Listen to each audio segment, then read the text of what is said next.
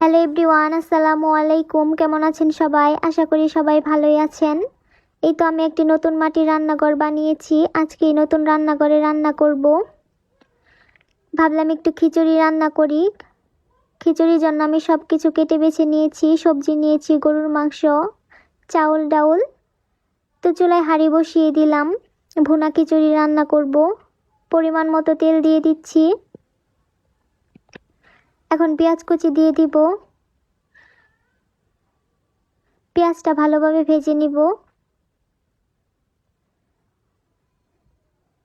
এতে এখন একটু গরম মশলা দিয়ে দিলাম। বাটা মশলা দিয়ে দিচ্ছি, পেঁয়াজ রসুন আদা জিরা বাটা। মশলাটা ভালোভাবে ভেজে নিব। এখন পরিমাণ মতো মরিচের গুঁড়ো, হলুদের গুঁড়ো আর স্বাদ মতো লবণ দিয়ে দিব।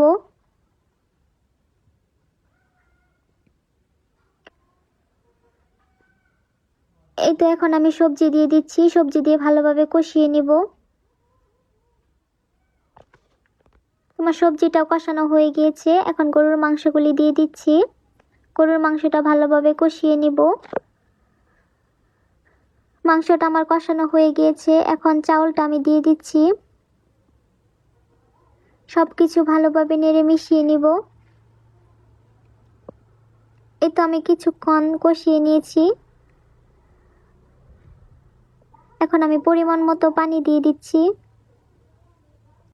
দেখেন তো আমার এই মাটির রান্নাঘরটি সেই আগেকার দিনের রান্নাঘরের মতো লাগছে না। খিচুড়িটা অনেকটাই হয়ে গিয়েছে। আর কিছুক্ষণ রান্না করে নিব। খিচুড়িটা হয়ে গিয়েছে, নামিয়ে নিলাম। এখন আমি একটি প্লেটে বেড়ে নিব।